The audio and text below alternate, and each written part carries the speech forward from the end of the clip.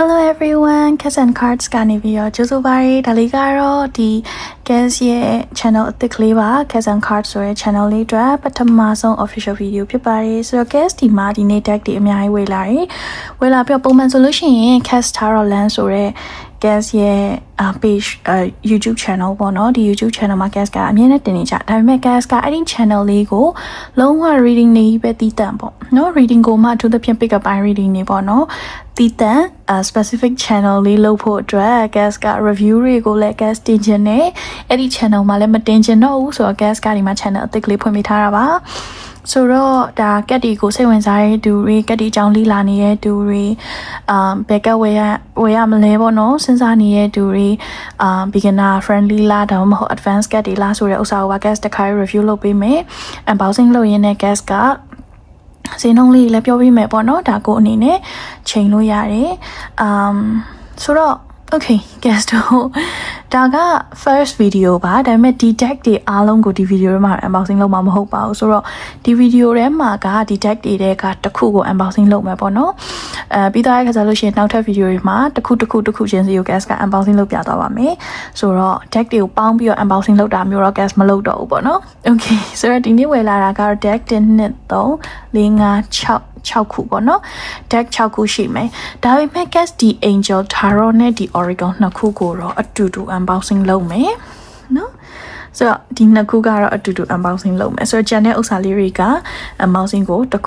ခုချင်းစီ video တစ်ခုစီရိုက်ပြမှာဖြစ်ပါတယ်ဆိုတော့ Cats တို့ဒီနေ့အတွက်ကတော့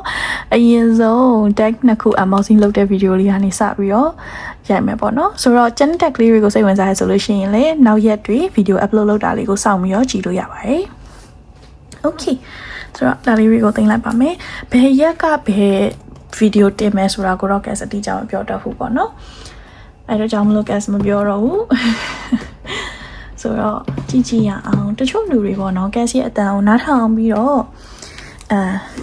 Cats ရဲ့အတန်ကိုနားထောင်ပြီးအိတ်လို့ရှိရင်အရင်အိတ်လို့ကောင်းတယ်အိတ်လို့ပြောတယ်ဆိုရတဲ့သူတွေအတွက်ဒီ unboxing video တွေနားထောင်လို့လည်းရရပေါ့နော်ဆိုတော့ reading တွေကြတော့ကိုက concentrate လုပ်ရတယ်လေ reading တွေကြအိပ်ပျော်သွားလို့မရဘူးလေတည်ရမလားဒါပေမဲ့ဒီ deck unboxing ကတော့အိပ်ပျော်သွားလို့ရရပေါ့နော်ဆိုတော့unboxing လုပ်ပါမယ် Okay ဆိုတော့ဒီ video ကိုစိတ်ဝင်စားပြီးတော့အဆုံးထိကြည့်ပေးတဲ့သူတွေအတွက်လက်ဆောင်ရှိပါမယ်ဒါလေးကလုံးဝ first video first unboxing ဖြစ်တဲ့အကြောင်းမလို့ Cats ကအထူးလက်ဆောင်လုံးဝ special gift ပေါ့နော်9ယောက်စာကို Cats ကြည့်ပေးမှာဆိုတော့ဒီ video က9ယောက်တောင်ပြည့်အောင်ကြည့်ဖြစ်ပါမလားမပြောတတ်ဘူး channel အသစ်လည်းဖြစ်တယ် unboxing လည်းဖြစ်တယ်ဆိုတော့လူတွေကတချို့စိတ်ဝင်စားကြဘူးပေါ့နော်ဆိုတော့စိတ်ဝင်စားတဲ့သူတွေအတွက်9ယောက်ပေါ့နော်ဒါပေမဲ့အဲ့အတွက်ကိုတော့တပတ်သုံးမဟုတ်တစ်လားလောက်တော့စောင့်အောင်မယ်ပေါ့လူရမ်းများရဆိုလို့ရှိရင်တော့ Cats တပတ်အတွင်းမှာဒီ9ယောက်ကို Cats မဲဖောက်ပေးမယ်လူနဲ့ရဆိုလို့ရှိရင်တော့တစ်လားလောက်ထိစောင့်ရနိုင်တယ်ဆိုတော့ comment ပေးခဲ့ပါ comment ပေးပြီးတော့ account လေးကို subscribe လုပ်ထားပါဆိုတော့ comment subscribe လုပ်ထားတဲ့သူတွေကဦးစားပေးပြီးတော့Cats မဲကိုဖောက်ပေးပါမယ် Okay ဆိုတော့ Cats မဲတော့မဟုတ်ဘူးပေါ့နော် Cats က energy ကိုက်တဲ့လူကိုရွေးဖြစ်တာများတယ်တခါလေကြာတော့လဲ Cats မဲဆိုပြီးတော့နိုင်လိုက်တယ်တခါလေကြာတော့လဲ energy ပိုကိုက်တဲ့သူကိုရွေးပေးဖြစ်တယ်ပေါ့နော်ဆိုတော့random မှာ Cats လည်းအတိအကျမပြောတော့ဘူး Cats ရဲ့ intuition ရတဲ့အတိုင်းလုပ်မှာပေါ့နော် Okay ဆိုတော့ဒီ video လေးကတော့ဒီ deck နှစ်ခုကို unboxing လုပ်ပါမယ် Angel of the Day ပေါ့နော်ဒါလေးက Kinokuniya ကနေ Cats ဝယ်ထားတာ Rockwool Publisher ကနေထုတ်တာဖြစ်ပါတယ်ဒါလေးကတော့ inspirational message from Angels of the ဒါပါလည်းမသိဘူးပေါ့နော် Angels of the Day ထင်တယ်နော်ဆိုတော့380ပတ်ဆိုတော့မြန်မာငွေနဲ့ဆိုလို့ရှိရင်9000ဝန်းကျင်လောက်ဖြစ်မယ်နော်အရင်တော့ဈေးမကြီးဘူးဒါလေးကတော့9000ဝန်းကျင်ဖြစ်ပါမယ်ဆိုကြဆိုကြည့်ရအောင်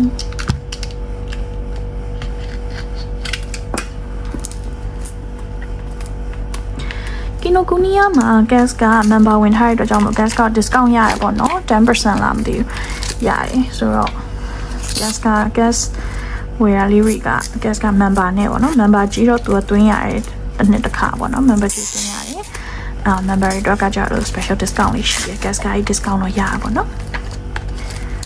Okay so တော့ကြည့်ရအောင်ဒီမှာ inspirational messages from the angels of the Kabbalah okay 40 powerful messages တဲ့ဆိုတော့ဆိုတော့ဒီထဲမှာကက်အခု40ပါမယ်ပေါ့နော် gas ကလေဒီ deck ကိုမဝယ်ခင်ဒီ deck ကိုမဝယ်ခင် review လိုက်ရှာတယ်ဒါပေမဲ့ gas မတွေ့ခဲ့ဘူးဘာလို့လဲတော့မသိဘူးပေါ့နော်ဆိုတော့အခု gas က review ပေးပါမယ် all things must come to an end this ending will be a good one ဆိုတော့ထူးဆန်းတာတစ်ခုကတော့ guidebook မပါဘူးအဲ့မထူးဆန်းမအောင်တော့ကတ်သေးလေးဆိုတော့လည်း guidebook မပါဘူးပေါ့နော်ဒါပေမဲ့တစ်ခါလေးမှာသူတို့ guidebook ဆိုပြီးတော့အဲ့လိုပပလေးစက်ကူလေးကိုခောက်ပြီးတော့ A4 စက်ကူလေးကိုခောက်ပြီးတော့ထည့်ပေးတတ်တယ်ဒါပေမဲ့အဲ့ဒါတော့မပါဘူးပေါ့နော် okay so ဒါကကျတော့အထူးသဖြင့်ပြောရမယ်ဆိုရင်လေသူက guidance တည်သီလား guidance တည် you will have the strength of iron you will score victory over your challenges ဆိုတော့ကိုယ့်ရဲ့အဆောင်ရှောက်တွေကကိုပေးခြင်းတဲ့ guidance တွေပေါ့နော်မင်းလုံးနိုင်နေမင်းအောင်မြင်နိုင်နေနော်ဒါဆိုလို့ရှိရင် get in touch with nature this will help clear your mind refresh your spirit ဆိုတော့ဒါကကိုလုပ်ဖို့လိုအပ်နေတဲ့အရာမျိုးလေးတွေသူတို့ကပေါ့နော် okay so ဒါကဘလို့လူတွေသုံးရင်ကောင်းလဲဆိုလို့ရှိရင်ဒါ beginner တွေသုံးလိုက်ရတယ်နော် beginner friendly ဖြစ်တယ်ဒါပေမဲ့ပေါ့နော်ဒီအပေါ်ကangel တွေကိုသိရင်တော့ပိုကောင်းတယ်ပေါ့ဆိုတော့ဗုဒ္ဓဘာသာရဲ့အနေနဲ့တခြားဘာသာရဲ့အနေနဲ့တော့သိဖို့မလွယ်ဘူး cancel ဗုဒ္ဓဘာသာဆိုတော့တခြားတော့မသိဘူးChristian တွေပါဆိုရှင်တော့ပိုသိမယ်လို့ထင်တယ်ပေါ့နော် Okay, do your best to do some writing. Okay. If you're not a writer, record your thoughts and ideas. So, ဒါလေကိုလေအဲ့လိုတနေ့ပေါ့နော်ကိုဘာလို့ရင်ကောင်းမလဲဥပမာ2026မှာကွာအဲ့လိုဘဝမှာအပြောင်းလဲလေးလုပ်ချင်တယ် something serious ပေါ့နော်လုပ်ချင်တယ်ဆိုလို့ရှိရင်ဒီကနေပြီးတော့ guidance တွေယူလို့ရတယ်တစ်လတစ်ခါ guidance ထုတ်တာမျိုးဆိုလို့ရှိရင်လည်းကောင်းတယ်ပေါ့နော် Cassie ကိုလာပြီးတော့ Cassie ရဲ့ angel guidance လေးကိုတစ်လတစ်ခါထုတ်ကြည့်ချင်လို့ဆိုပြီးတော့ဒီ card တွေကို screenshot ရိုက်ပြပေါ့နော် screenshot ရိုက်ပြလို့ရှိရင် Cass က okay ဆိုပြီးတော့ဒါတစ်လတစ်ခါ Cass စီကိုပြန်လာပြီးတော့ပေါ့နော်guidance ယူလို့ရပါတယ်နော် okay ဆိုတော့သူကတော့ victory will occur soon the courage must first be found within yourself တတိရှိဖို့လိုရင်အနိုင်ပွဲတွေအောင်ပွဲတွေရလာပါလိမ့်မယ်တဲ့နော် okay meditation is important is there anyone you've offended okay so reach out and try to rekindle your relationship so တရားရုံးနဲ့အဆင်မပြေရရှိလို့ရှိရင်ပြန်ပြီးအဆင်ပြေနိုင်မှုစူးစမ်းကြည့်ပါရနော်ဆိုတော့ဒါကြီးကတော့သူရဲ့ဒီ angel guidance လေးတွေပေါ့ Cass ကဒီ angel tarot ကိုသုံးပြီးတော့တခါတည်းအတူတူပေါ့ full tarot plus mini oracle မေးတဲ့လူတွေအတွက် angel guidance မေးတဲ့လူတွေအတွက်သုံးဖို့ဝယ်ထားတာပေါ့နော်ဆိုတော့ Cass ကကိုကျန်တဲ့ကိုဝယ်ထားတာပေါ့နော်အဲ့လိုပဲ Cass နဲ့ idea တူတဲ့သူတွေရှိရဆိုလို့ရှိရင်လည်းလိုက်ပြီးတော့ဝယ်လို့ရပါတယ် angel tarot ကဒါကဘူးအကြီးပေါ့နော်သူကဘူးအသေးဟိုတန်ဘူးနဲ့လာရလဲရှိရယ် authentic ကိုမှတန်ဘူးနဲ့လာရလဲရှိရယ်ဆိုတော့အဲ့ဒါဝယ်ဆိုလို့ရှိရင်လည်းရရပေါ့နော်ဆိုတော့ okay so ဒါတွေပါပဲเนาะ guidance တွေပါပဲ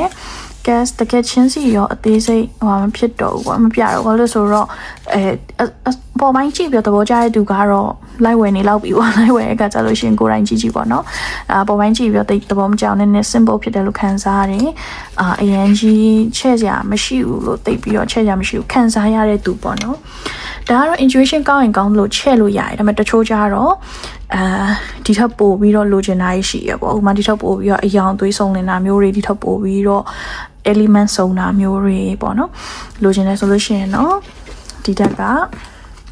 ဟိုမဖြစ်ဘူးပေါ့နော်ကိုအတွက်အဆင်မပြေတော့ဘူးဒါပေမဲ့အကဲအဲ့လိုမှမဟုတ်ဘူးဆိုလို့ရှိရင်တော်တော်လေးကိုသုံးလို့ကောင်းတဲ့ကပ်ပါ beginner friendly ဖြစ်တယ်နေ့တိုင်းထုတ်လို့ရတယ်အပတ်တိုင်းထုတ်လို့ရတယ်လတိုင်းထုတ်လို့ရတယ်မယိုးနိုင်မဲ့တက်ပေါ့နော်အဲ့လိုလေး gas တွေပါတယ် okay so တော့ဘူးလေးရလဲချစ်စရာလေး gas ကလေးအဲ့လို magnetic box လေးဆိုတအားသဘောကျOkay so တော့ဒီ angel tarot က Cass လိုချင်ခဲ့တာတော်ကိုကြာပြီဘယ်ဆိုင်မှာမှ in stock မရှိလို့ပေါ့နော် Cass က in stock ရောက်လာတာကိုစောင့်နေဒီချိန်ထိကြာသွားတာ ဆိုတော့သူကဘတ်1046ဘတ်ပေါ့နော်1046ဘတ်ဆိုလို့ရှိရင်3,300,4,000ဝန်းကျင်မှာပေါက်စည်းရှိရဲ့အခုလောလောဆယ်အတွက်ပေါ့နော်ဆိုတော့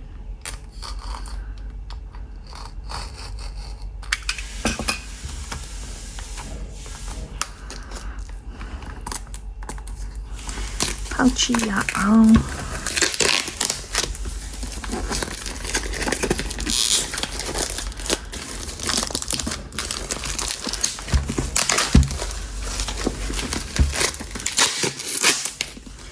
ဒီလိုကူညီရတဲ့ပြဿနာကလေတိတ်ပြီးပတ်ထားတက်ကြီးပါဒါပေမဲ့တို့အလုပ်လုပ်တာကောင်းတော့ကောင်းပါတယ်ပလတ်စတစ်ပေါ်မှာတိတ်တင်နေပတ်ထားတော့ unboxing လုပ်ရတော့နည်းနည်းခက်ပါတယ်ဆိုတော့ Angel Taro တဲ့ Go foil လေးနဲ့အရန်လှပါတယ်ဒီ box ကိုလိုချင်လို့ကို gas ကဒီ box အကြီးဝင်အောင်စောင့်နေရပါတော့ဟိုတန်ဘူးလေးနဲ့ gas ခုနပြောတာဆိုင်တိုင်းမှာရှိရယ်နေရာတိုင်းမှာရှိတန်ဘူးနဲ့ authentic ကပေါ့နော်ဒီ box ကနည်းနည်းလေးရှားတယ်ဆိုတော့ဒါ gas ဆယံပါရာဂွန်ကကီနိုကူနီယာကနေရလာတာပေါ့နော်ဆိုတော့ဒါကတော့ Tarot ပါ Rock Pool ကပဲထုတ်တာပါဆိုတော့ Rock Pool ကနာမည်အကြီးဆုံး publisher ထဲမှာပါတာပေါ့နော်တော်တော်များများသဘောကျကြတဲ့ထဲမှာပါတာပေါ့နော် Okay ဆိုတော့ကြည့်ရအောင်စာအုပ်ကတော့ guidebook အကြီးပါတယ်ဒီလိုမျိုး box အကြီးနေနဲ့လာတာဒါ guidebook အကြီးပါလို့များရပေါ့နော်ဘာလို့ဆိုတော့ကတ်တွေကတော့ဒီ size တွေပဲများတယ်ဒီလောက်ကတ်ကြီးတော့ဘယ်သူမှမထည့်ဘူးပေါ့နော်guidebook ကတော့တကယ်ကိုဖတ်ချင်စရာဘာလို့လဲဆိုတော့ဒီထဲမှာကinjury အကြောင်းပါတယ်ပေါ့နော် injury အကုန်လုံး injury အကြောင်းပါတယ်ဆိုတော့စိတ်ဝင်စားရဆိုလို့ရှိရင်ဖတ်လို့ရပါပေါ့နော်ပြီးတော့ angel နာမည် name pronunciation တွေပါရေးပေးထားရဆိုတော့အရင်ကောင်းပါတယ်မသိရသူတွေတော့ပေါ့နော် guest တို့လို့မသိရလူတွေတော့ပေါ့ Okay oh my god go oh okay ဆိုတော့ဘောင်ပါတယ်နော်ဘောင်ပါတယ်ဘောင်ရွှေရောင်ဘောင်လေးပါပါတယ် gas ကမထင်ထားဘူးရွှေရောင်ဘောင်ပါပါစီလို့တော့မျှော်လင့်နေတယ်ဒါပေမဲ့တကယ်ပါမယ်လို့မထင်ထားဘူး gas ရဲ့လက်သေးလေးနဲ့အရန်ကို matching ဖြစ်ပါတယ်အရန်လာပါတယ်အရန်ကိုလာပါတယ်ဒီနောက်ကတော့ကိုကလစ်တော့မဟုတ်ဘူးနော်ဒါကတော့ရိုးရိုးအယောင်ပဲဆိုတော့ဒီပေါ်မှာရောကိုကလစ်ပါကိုကလစ်တော့မပါဘူးနော်ဆိုတော့ဒါကတော့ရိုးရိုးပဲ Okay so the chariot wheel of fortune ဘာလို့ the chariot ကနေစားလဲခဏလေး depth okay king of cups သူကသူကပျောက်တော့နော်ပျောက်တော့ဆိုတော့တကယ်ချင်းစီမဟုတ်ဘူးဆိုတော့တွေ့ရကအရင်ကြည့်ကြပါ the chariot wheel of fortune the moon the lovers အရင်လှတယ် the lovers ကတော့လုံးဝအလှဆုံးပဲကတ်တည်းရမှာပြီးတော့သူကလေbeginner friendly ဖြစ်တယ်ဆိုတော့ကိုကပထမဆုံး tarot deck oracle tarot နဲ့အဲ့လိုပေါ့နော် angel message guidance ကိုကဝယ်တော့မယ် rider weight ကိုထုံးလို့ငွေရေလို့နောက်ပေါ့ sorry ကိုက rider weight ကိုပေါ့နော်လို့တေးချာလေးကျင်းညက်သွားပြီဆိုတဲ့အခါကြလို့ရှိရင်ပေါ့နော်အဲ့လိုတခြားပုံလေးနဲ့ကိုကက်အစ်လေးလိုချင်ပြီးကိုနည်းနည်းလေးပို့ပြီးတော့ advance ဖြစ်မဲ့ကိုရဲ့ first step first ခြေလှမ်းပေါ့နော်အဲ့ဒါဆိုလို့ရှိရင် tag လေးဝယ်ပါအရန်မိုက်ပါတယ်အရန်မိုက်တယ်ဆိုတာကဘာလို့လဲဆိုတော့သူအောက်မှာဟွာလေးပါတယ်ပေါ့နော်will and new beginnings accept with difficult and great undertaking ဆိုတော့ကိုလမ်းညွှန်ပေးတဲ့ဟာလေးပါတယ်စာလေးပါတယ်ပေါ့နော်ဆိုတော့three of wands သူကလေ major suit တခုရမဟုတ်ပါနော် minor တွေအတွက်ကိုလည်းသူကတေချာလေးရေးပေးထားတယ် king of pentacles ဆိုတော့ဆိုတော့အရင်ကောင်းတယ်ပေါ့နော် the adored god Ace of Pentacles divine blessings drive away evil spirit rules agricultural production ဆို Okay so ဒီ deck ကကြတော့အချင်းနဲ့ပတ်သက်ပြီးတော့တိတ်ပြီးတော့ကြည့်လို့မကောင်းဘူးပေါ့နော်ဒါနဲ့လေးပို့ပြီးတော့စီးပွားရေးလူမှုရေးတခြားတော့ဘဝရဲ့တခြားအထွေထွေပြဿနာတွေပေါ့နော်အဲ့ဒါတွေအတွက်ကိုကြည့်လို့ကောင်းတယ်နော်အချီရဲ့အတွက်တော့အရင်ကြီးမဟုတ်ဘူးပေါ့ဆိုတော့အချီရဲ့မဟုတ်ပဲအိမ်ထောင်ရေးဆိုရင်တော့ကြည့်လို့ကောင်းတယ်နော်အိမ်ထောင်ရေးအတွက်ဆိုရင်တော့ကြည့်လို့ကောင်းတယ်ဘာလို့အချီတိတ်ကြည့်လို့မကောင်းလဲဆိုတော့တိတ် romantic မဆန်လို့ခံစားရတယ်ပေါ့နော် deck so guess ကအချီဆိုလို့ရှင်ကျွန်တော်နည်းနည်းလေး romantic ဖြစ်တဲ့ deck လေးကြည့်ရပို့ပြီးတော့သဘောကျရပါတော့ okay 2 of cups the only god wow guess ဒါကလေတကယ်ကိုတစ်ခါမှမကင်ဘူးတဲ့ deck မျိုး guess အနေနဲ့ကြည့်ရပါဘောနော် guess ကင်မှုရဲ့ deck guess ကင်တဲ့ deck တွေနဲ့လုံးဝကွဲထွက်တယ်လုံးဝမတူဘူးပေါ့နော်လိလာစရာအများကြီးရှိမှလို့ guess ခံစားရတဲ့ deck တွေကနေပြီးတော့ပေါ့နော်okay so draw ဒီ deck ကိုသဘောကျရဲ့သူတွေဆိုလို့ရှိရင်တော့အရန်ကိုသဘောကျနိုင်တယ်သဘောမကျတဲ့လူတွေဆိုလို့ရှိရင်လုံးဝသဘောမကျတော့ရှိနိုင်တယ်ဆိုတော့ is either you like it or you hate it ပေါ့နော်ဆိုတော့အဲ့လိုဖြစ်နိုင်တယ်ဘာလို့လဲဆိုတော့guess အတွက်ကပေါ့နော်ဟိုဒီချက်ကနည်းနည်းလေး Christian ဆန်နဲ့ခံစားရတယ်ပေါ့ guess ကစိတ်ဝင်စားတယ်လေ့လာခြင်းနဲ့ဒါပေမဲ့ guess အချိန်မပေးနိုင်ဘူးအဓိကအဲ့ဒါပေါ့နော် guess ဒီတက်ကိုလေ့လာဖို့အတွက်ပေါ့နော်ဒီတက်ကိုကောင်းအသုံးပြုပြီးတော့ကောင်းပြောနိုင်မှုအတွက် guess လေ့လာနိုင်မှုအတွက်အချိန်သိပြီးမပေးနိုင်ဘူးပေါ့နော်အဲ့ဒါလေးတစ်ခုရှိရယ်ဒါပေမဲ့ intuition အရာဟောမယ်ဆိုလို့ရှိရင်တော့ guess ကဘာ tag ပဲလာဟောလို့ရတယ်ပေါ့နော်ဒါပေမဲ့ intuition အရာမဟုတ်ဘဲနဲ့ theoretically ပေါ့နော်ဟောခြင်းတဲ့အချိန်မျိုးတွေဆိုလို့ရှိရင်ပေါ့နော် intuition ကိုမတုံးချင် theoretically ငါကတော့အခု theoretically ဟောမယ်ဟေ့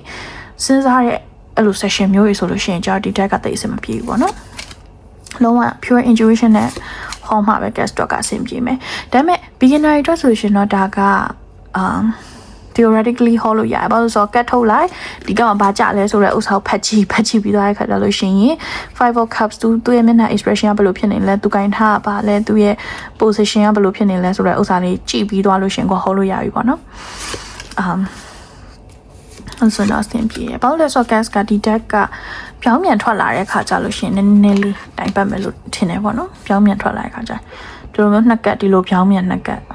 ပြောင်းပြန်တစ်ကတ်ဒီလိုအတဲတကဒီလိုမျိုး clarifying ကတ်ဒီလိုထွက်လာပြီဆိုတဲ့ခါကျလို့ရှိရင်ဒီဘောဟာတွေကိုဖတ်လို့မရတော့ gas ကတော့ဖတ်မယ်မထင်ဘူး gas ဖတ်ဖြစ်မယ်မထင်ဘူးပေါ့နော်intuitive reading ပိုင်းပို့ပြီးတော့သွားများတဲ့အတွက်ကြောင့်မလို့ပေါ့နော် gas ကဖတ်ဖြစ်မယ်မထင်ဘူးဒါပေမဲ့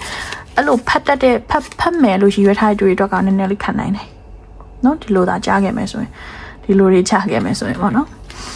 နည်းနည်းလေးခတ်နိုင်တယ်လို့တော့ gas တွေ့ပါရင်တချို့ကျတော့လေအတဲ့ကြီးပဲဟောတဲ့လူတွေလည်းရှိရเนาะဒါတော့ gas ကတော့အတဲ့ပဲဟောရမယ်ပြောင်းပြန်မှာဟောရမယ်ဆိုပြီးတော့မရှိဘူးအတဲ့ပဲဟောချင်တယ်အတဲ့ပဲဟောတတ်တယ်ဆိုလို့ရှိရင်လည်းဟောပေါ့နော်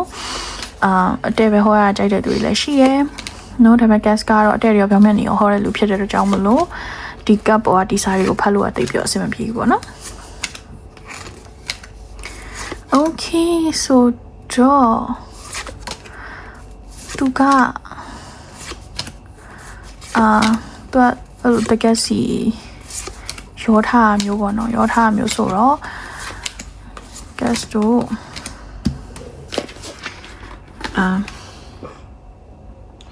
သူကဒီထဲမှာကတ်အပူပါတယ်လို့ပြောထားလားတစ်ချက်ကြည့်မယ်ကတ်အပူမပါဘူးဆိုလို့ရှိရင်တော့ကတ်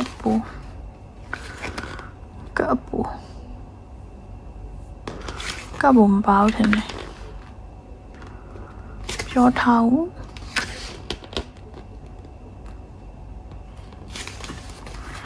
ပြောထားဘူးထင်ပါတယ်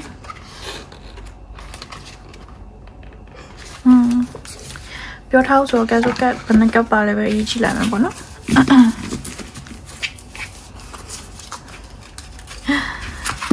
ပြောက်တော့ဖြစ်နေရဆိုတော့လက်စေးရ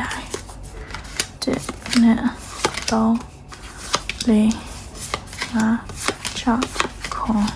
8 9 10 11 8 12 13 14 15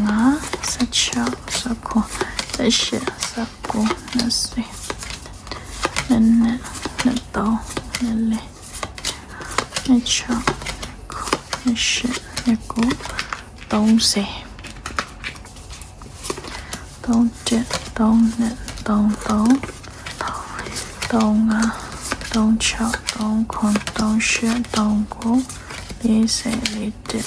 35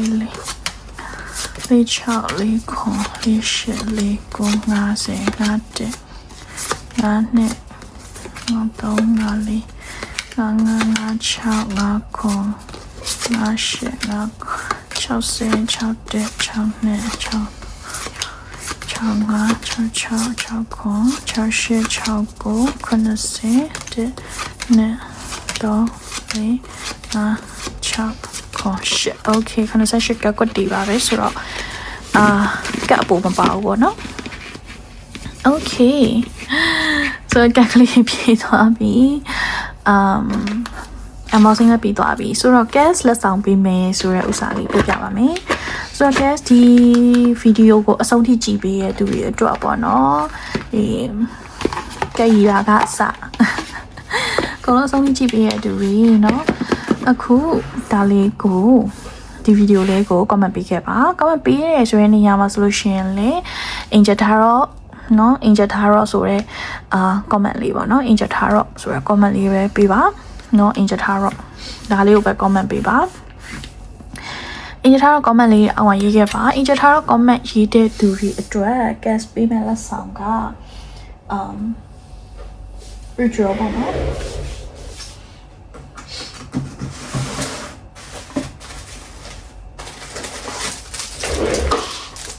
gas က flower candle ritual ကိုလက်ဆောင်လုပ်ပေးမှာပါဆိုတော့ဒီ flower candle လေးတွေနဲ့ပေါ့နော်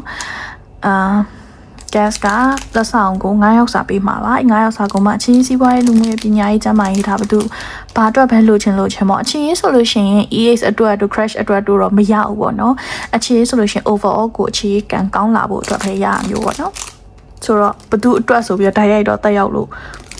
မရဘူးကိုတယောက်တည်းအတွက်ပဲပေါ့နော်ဒါမဲပေါက်တဲ့လူတယောက်တည်းရဲ့အမြင်မွေးနေနေအောင်ပဲထည့်ပြီးတော့ gas ကစီရင်ပေးမှာဖြစ်ပါတယ်ဆိုတော့ကြောင့်မလို့အခြေစီးပွားရေးလူမှုရေးကျန်းမာရေးပညာရေးဘာအတွက်မဆိုပေါ့နော် comment ပေးလို့ရတယ်ဆိုတော့ Angel Tarot ဆိုတဲ့ဥစ္စာလေးကိုပဲ comment ပေးခဲ့ပါအခြေစီးပွားရေးတွေပညာတာရကတွေကို comment ပေးကြမလို့ပြောချင်ရင်လည်းပြောလို့ရပါပေါ့ဒါပေမဲ့မလို့မဲပေါက်တဲ့သူတွေကိုပဲ gas ကလိုက်ပြီးတော့မေးပါမယ်နော်မဲပေါက်တဲ့လူတွေကို gas က comment ထဲမှာပြန်ပြီးတော့ reply လုပ်ထားပါမယ်မဲပေါက်ပါရဲ့ gas ရဲ့ page ကိုလာခဲ့ပါဆိုပြီးတော့ gas reply လုပ်ထားပါမယ်ဆိုတော့မဲပေါက်တဲ့သူတွေအတွက်ကအဲ့ကြတော့မှာပေါ့နော် gas ကြီးဘာအတွက်လှုပ်ချင်ပါတယ်ဆိုပြီးတော့ gas ကိုပြောလို့ရပါတယ်မဲပေါက်သွားတဲ့ခါကျတော့မှပြောလို့ရရပေါ့နော်ဆိုတော့okay စိတ်ဝင်စားတဲ့သူတွေ comment ပေးခဲ့ပါအဲ့ဆိုလို့ရှင် gas တို့နောက်ထပ် video တွေမှာတွေ့ကြပါမယ်ဘယ် unboxing လေးလာမလဲဆိုတဲ့ဥစ္စာကို comment ချင်တဲ့သူလေးလည်း comment ထားလို့ရတယ် comment တဲ့ဥစ္စာလေးကိုလည်း comment ထဲမှာပြောခဲ့ပါဆိုတော့ဒီနေ့ video လေးကတော့ပါပဲအားလုံးပဲသဘောကျမယ်လို့မျှော်လင့်ပါတယ်အဲ့ဆိုလို့ရှင်နောက်ထပ် video တွေမှာပြန်ပြီးတော့တွေ့ကြပါမယ် bye bye